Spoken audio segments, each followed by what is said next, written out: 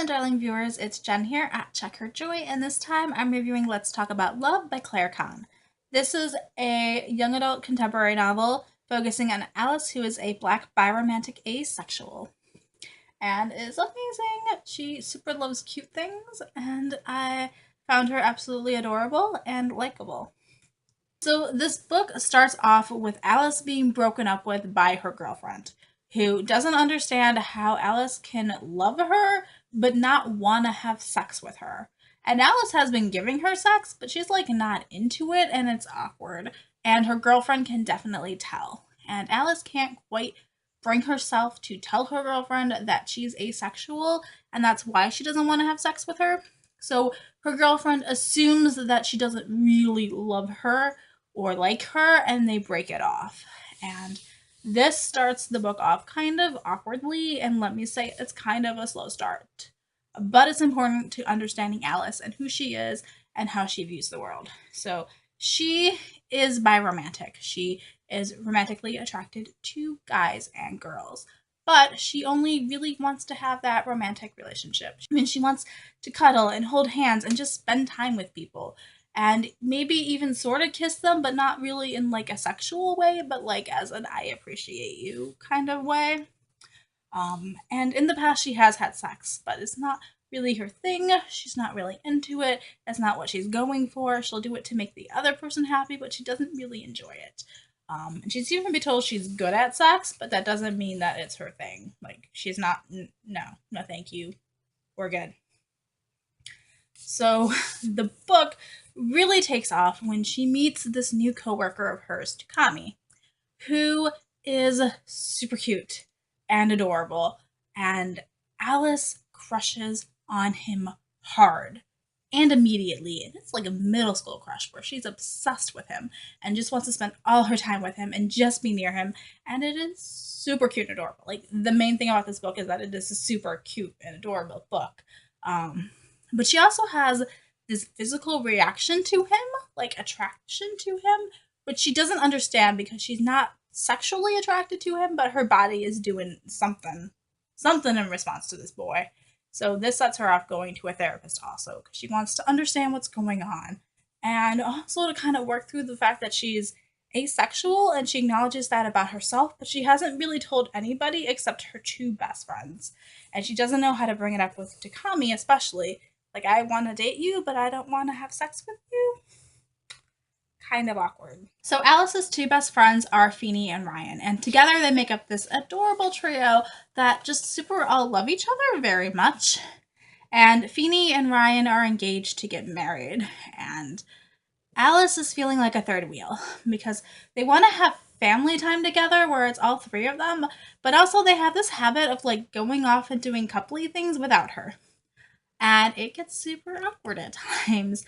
Like, they literally have family night one time where they just ditch her. And then they get mad at her because she vanished. And she's like, you guys just went off and had sex. What was I supposed to do? I'm not going to wait for you to come back. So Alice's relationship with Ryan and Feeny at first is amazing and awesome, but it definitely delves into something awkward and something that she needs to deal with. So a lot of this book actually is Alice learning how to speak up for herself and communicate what she's thinking and feeling and what she wants from all kinds of relationships, not just sex, but with family and friends. And then her family, Alice is the baby by like a lot. So like her older sister is legitly old enough to be her mother. And there's such this power and age divide between the two of them. And her parents are both lawyers, and both her older siblings are lawyers. And Alice is supposed to go to law school and become a lawyer also. But she has no interest in this, but she also doesn't know how to tell her parents that because they made it very clear that they are only paying for college if she becomes a lawyer. So family dynamics and struggles are also happening in this book. I like Alice as a character. She loves cute things, and kind of her reactions to things are just adorable. She's into pop culture. This also definitely takes place in a technology internet world. She is texting them, and the internet's a part of this. I appreciate the fact that Alice works in a library as a page, which is a job that I started as, and I currently work in a library, so totally loved that.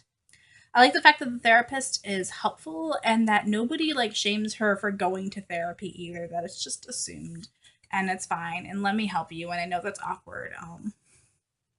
So everybody's like very positive about this. There are a lot of awkward moments in this book though, like really seriously things get awkward. And part of the reason why they're awkward is because they are so terribly realistic that this is exactly how this would play out. And it's uncomfortable because it's really real. So we have the breakup with her girlfriend at the beginning of the book, and just really all the reasons that her girlfriend is laying out why this feels awkward is just so, like, you can just feel like this is something that has actually happened. There are conversations in here with a therapist and about Alice feeling like she constantly has to come out to people. Like, she can't just say that she's asexual. She has to, like, explain it also because nobody knows what she's talking about. And combining that with the fact that she's biromantic, so she has romantic feelings for people, but not sexual feelings. Like, she constantly feels like if she's going to tell somebody, she has to go through this entire spiel of having to educate everyone, and that it's really not fair to her, which it isn't. And that if she doesn't explain it to people, like the people she's dating, then expectations are gonna be wrong and people are gonna get hurt. There's actually a lot of hurt in this book. Alice hurting other people and Alice getting hurt by people because they aren't communicating and talking. And so that's a huge, huge, huge part of this book is learning how to talk things out and communicate and tell people what you want and what your expectations are and where you are also. So definitely the talking is a huge part of this. This book does deal with race a little bit because Alice is black and because Chikami is Japanese, he's Asian American, and the expectations that both of them have to deal with because of race and being minorities. But it's also not a huge part of this book, not in the way that the sexuality romantic thing is or even relationships are, but it is touched on in here. Seriously, any interaction that Alice and Chikami have together is like the best part of this book. They are so cute together. I'm like so rooting for her that this will work out. And it's wonderful. I love their moments where they're like hanging out as friends and Takami starts making her food because she's eating off ramen because she's a college student and doesn't have money, and he's like, I can make you better food, let me help you out there. Or really just the two of them talking and hanging out and just having fun. And he's perfect and maybe a little too perfect that it's unrealistic, like even his reactions, sometimes like he knows exactly what to say. So, but also I was just eating it up. Like I don't even care that this is completely unrealistic relationship. I want them together so badly. Like honestly, the first part of this book goes so slowly, and then all of a sudden Takami shows up, and it's like this book got like 1,000 times more amazing. I like the way the things that are resolved and people kind of grow up and change and learn to communicate, which is awesome. Especially Alice learning how to do that. This is definitely a book that really explores asexuality and how not only what it means to Alice to be that way and what it means to her personal relationships, but also how other people think and feel about it, and people who are maybe not okay with it or don't understand what it is and kind of dismiss it. So, like, this is Alice going to her therapist and trying to explain everything about what it's like to her, and really what she's been dealing with, which I think just kind of sums this up really well. Or part of what's going on with her, at least. I'm not trying to trivialize anyone else and what they have to say, but if I go to my parents and say that I'm a lesbian, they would know what I meant. If I went to my siblings and said I'm bisexual, they would know what I meant. If I tell anyone I'm asexual, they're going to look at me like there's something wrong.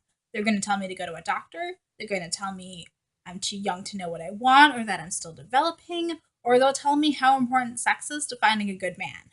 Or they'll think they can fix me, that I'm lying because I don't want to sleep with them. It's hard enough trying to explain that word, so how in the hell am I going to explain that I'm biromantic asexual? They're really going to think I'm making this shit up. Thank you, Alice and Claire Kann, for breaking this all down and really explaining it and what it means. And it's kind of like an introductory course to asexuality if you've never heard of it. not being asexual myself, I don't know how, like, I think it helps to like explain it like this. I So this book has some really awesome, empowering you go girl moments in it. It has some really cute, adorable, sweet, tender moments in it, especially with Takami, which I just ate up. Like literally ate up the book once Takami showed up. Um, but also there are a lot of moments that are super awkward, and mostly because they're way too realistic, and that's really what would happen, and I feel so bad, and oh. Um, and there is also a very problematic scene where sexual harassment happens to the point that it starts bordering on sexual assault, and then it's just ignored. Like it happens, she gets taken out of that situation, and then it's done, and we don't talk about it again, which seems really, really wrong. And like that scene didn't really need to be in here if we're not going to address it again. Like, why? So, on the whole, I ended up giving this a 3 to 3.5 stars. Goodreads obviously says 3 because they don't have half star ratings. Just because so much of it was kind of awkward. And it did take me a while to get through, and sometimes I had to put the book down because I was just cringing too much. It really deals with a lot of deep stuff about the sexuality, about family relationships, about friend relationships. Like, there's so much going on in this book. But I do highly recommend Let's Talk About Love by Claire Kann. Definitely go read it. Check it out. If for no other reason than the fact that we need to talk about asexuality. And we just do not have enough books, especially really good books, about asexual main characters that are actually dealing with the fact that they're asexual. And not just asexual because I'm not going to hook them up with anyone. Like,